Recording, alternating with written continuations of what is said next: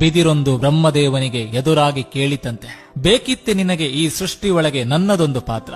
ಹೂವಿಲ್ಲ, ಹಣ್ಣಿಲ್ಲ, ದಣಿದು ಬಂದವರಿಗೆ ನೆರಳೂ ಕೂಡ ನೀಡಲಾಗುವುದಿಲ್ಲ. ಅದಕ್ಕೆ ಬ್ರಹ್ಮದೇವ ನಕ್ಕು ನುಡಿದರಂತೆ, ಯಾಕೆ ಸಾಧ್ಯವಿಲ್ಲ, ಮನಸ್ಸು ಮಾಡಿ ನೋಡೊಮ್ಮೆ ಅಂತ. ಬಿದಿರು ಹಠ ಹಿಡಿದು ಬೆಳೆಯಿತಂತೆ. ಕೃಷ್ಣನ ಕೈಯಲ್ಲಿನ ಕೊಳಲಾಯಿತಂತೆ. ಮಕ್ಕಳ ತೂಗುವ ತೊಟ್ಟಿಲಾಯಿತಂತೆ. ಸುಮಂಗಲ್ಯರಿಗೆ ಬಾಗಿನ ಕೊಡುವ ಮೊರವಾಯಿತಂತೆ. ಬಡವನ ಗುಡಿಸಲಿಗೆ ನೆರಳಾಯಿತಂತೆ. ಬಟ್ಟೆ ಒಣಗಿಸುವ ಕೋಲಾಯಿತಂತೆ. ಬಿದಿರಿನ ಬುಟ್ಟಿಯಾಯಿತಂತೆ. ಕಡೆಗೆ ಶವ ಎತ್ತಲು ಆಧಾರವಾಯಿತಂತೆ. ಮನುಷ್ಯನಿಗೆ ಒಂದು ಗುಟ್ಟು ಹೇಳಿತಂತೆ, ನನ್ನಿಂದೇನಾಗದು ಅಂತ ಕೈ ಚೆಲ್ಲದಿರು ಮನುಜ, ಮನಸ್ಸು ಮಾಡಿ ನೋಡೊಮ್ಮೆ ಅಂತ. ಸೇವೆ ಎಲ್ಲರಿಗೂ ಮಾಡು, ಆದ್ರೆ ಪ್ರತಿಫಲ ಯಾರಲ್ಲೂ ಬಯಸಬೇಡ. ಯಾಕಂದ್ರೆ ಸೇವೆಯ ಪ್ರತಿಫಲ ನೀಡುವವನು ಭಗವಂತನೇ ವಿನಾ ಮನುಷ್ಯನಲ್ಲ. ಸಂಬಂಧ ಎಂಬುದು ಹೃದಯದಿಂದ ಕೂಡಿರ್ಬೇಕೆ ಹೊರತು ಅವಶ್ಯಕತೆಯಿಂದಲ್ಲ.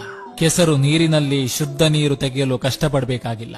ಸ್ವಲ್ಪ ತಾಳ್ಮೆ ವಹಿಸಿದ್ರೆ ಕೆಸರು ಅಡಿ ನಿಂತು ಶುದ್ಧ ನೀರು ಮೇಲೆ ಬರ್ತದೆ. ಹಾಗೆ ನಮಗೆ ಕಷ್ಟಗಳು ಅವಮಾನಗಳು ಬಂದಾಗ ಸ್ವಲ್ಪ ತಾಳ್ಮೆ ವಹಿಸಿದ್ರೆ ನಮ್ಮ ಕಷ್ಟಗಳು ಅವಮಾನಗಳು ತಿಳಿಯಾಗಿ ಒಳ್ಳೆ ಕಾಲ ಬಂದೇ ಬರ್ತದೆ.